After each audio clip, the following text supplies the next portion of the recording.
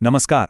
આજે આપણે વાત કરીશું ગુજરાત સરકારની એક એવી યોજના વિશે જે દીકરીઓના ભણતર માટે ખરેખર એક મોટો બદલાવ લાવી શકે છે. આ છે નમો લક્ષ્મી યોજના. ચાલો આપણે આને જરા ડિટેલમાં સમજીએ કે આ શું છે અને તે કેવી રીતે કામ કરે છે. પણ સૌથી પહેલો સવાલ તો એ જ થાય કે આવી યોજનાની જરૂર જ કેમ પડી? એવું તો શું થઈ રહ્યું છે કે ગુજરાતમાં હજારો દીકરીઓ ધોરણ 8 કે 10 પછી ભણવાનું છોડી દે છે? આ એક બહુ જ ગંભીર સવાલ છે અને એના મૂળમાં જવું પડશે. અને આનો જવાબ આ આંકડામાં છુપાયેલો છે: 15%. જી હા, અમુક વિસ્તારોમાં તો સ્થિતિ એવી છે કે જો 100 દીકરીઓ સ્કૂલમાં એડમિશન લે તો એમાંથી માંડ 15 જ 12મું ધોરણ પૂરું કરી શકે છે. જરા વિચારો તો, આ આંકડો કેટલો ચિંતાજનક છે. બસ આ છે એ સમસ્યા જેને આપણે કહી શકીએ માધ્યમિક શાળાનો અવરોધ. એટલે કે ધોરણ 8 પછી આગળ ભણવું એ ઘણા પરિવારો માટે એક મોટો પહાડ ચડવા જેવું બની જાય છે.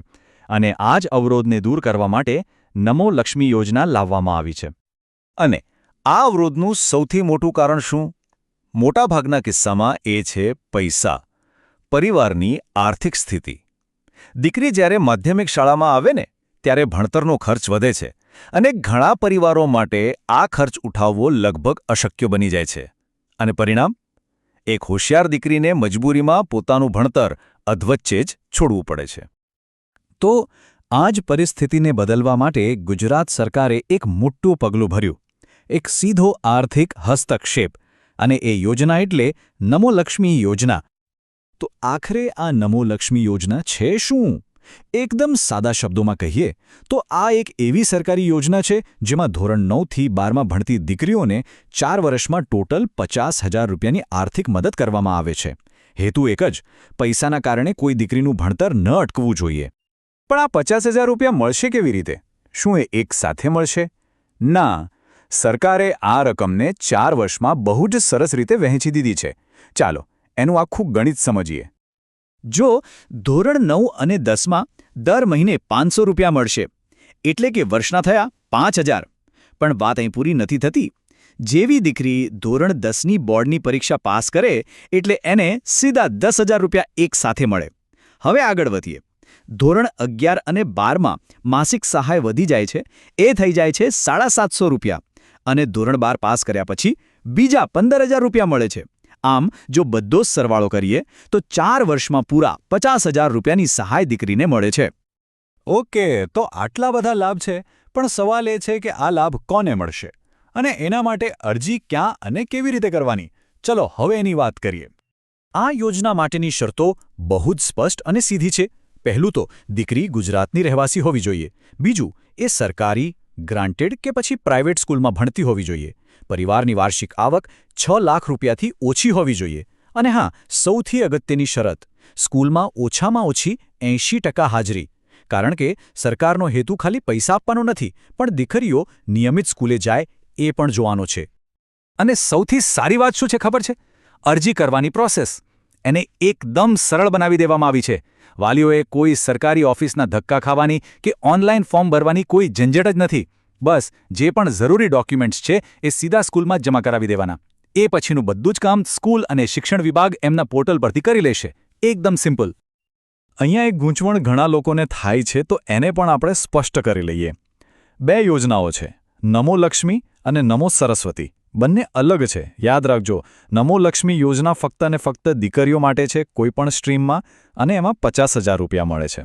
જ્યારે નમો સરસ્વતી યોજના સાયન્સ સ્ટ્રીમમાં ભણતા દીકરા અને દીકરીઓ બંને માટે છે અને એમાં 25,000 રૂપિયાની સહાય છે.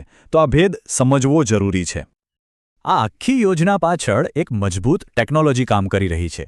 સ્કૂલ લેવલથી લઈને જિલ્લા લેવલ સુધી બધી અરજીઓની ચકાસણી એક ખાસ ડિજિટલ પોર્ટલથી થાય છે. આનાથી ફાયદો શું? આખી પ્રોસેસ પારદર્શક રહે છે, કોઈ ગડબડની શક્યતા નથી અને કામ ખૂબ જ ઝડપથી થાય છે. ઓકે, તો યોજના બહુ સારી છે, પ્રોસેસ પણ સારી છે, પણ આ બધાનું પરિણામ શું આવ્યું? શું ખરેખર જમીન પર કોઈ ફરક પડ્યો છે? ચલો હવે એના શરૂઆતના આંકડાઓ પર એક નજર નાખીએ. અત્યાર સુધીમાં 10,83,000, જી હા, 10.83 લાખથી પણ વધારે દીકરીઓને આ યોજનાનો સીધો લાભ મળ્યો છે. આ આંકડો જ બતાવે છે કે યોજનાની પહોંચ કેટલી મોટી છે. અને આ લાભ પહોંચાડવા માટે સરકારે અત્યાર સુધીમાં 924 કરોડ રૂપિયાથી પણ વધુ રકમ સીધી દીકરીઓની માતાના બેંક ખાતામાં જ જમા કરી છે. આને ખર્ચ ન કહેવાય, આને કહેવાય ભવિષ્ય માટેનું રોકાણ. અને હવે સૌથી મહત્વનો આંકડો, આ યોજના શરૂ થઈ એ પછી દીકરીઓના સ્કૂલ એડમિશનમાં સીધો 16% વધારો નોંધાયો છે. આ સીધું સાબિત કરે છે કે યોજના એકદમ સાચી દિશામાં કામ કરી રહી છે અને જે ઉદ્દેશ્ય હતો એ પૂરો થઈ રહ્યો છે. તો અંતે આપણે એ સમજવું રહ્યું કે આ યોજનાનો હેતુ ખાલી આર્થિક મદદ આપવા પૂરતો સીમિત નથી. એનો જે મોટો ગોલ છે એ સુનિશ્ચિત કરવાનો છે કે ગુજરાતની એક પણ દીકરી ધોરણ 12 પહેલાં ભણવાનું ન છોડે. લક્ષ્ય છે 100% એનરોલમેન્ટનું. આ આખી વાત આપણને એક મોટા સવાલ પાસે લાવીને ઊભી રાખે છે. શું આવી યોજનાઓ, જેમાં પૈસાની મદદને સ્કૂલની હાજરી અને પરિણામ સાથે સીધી જોડી દેવામાં આવે, શું એ આવનારી આખી પેઢીના શૈક્ષણિક ભવિષ્યમાં એક કાયમી અને સકારાત્મક બદલાવ લાવી શકે છે? નમો લક્ષ્મી યોજના આ દિશામાં એક ખૂબ જ મજબૂત અને આશાસ્પદ પગલું તો ચોક્કસપણે છે.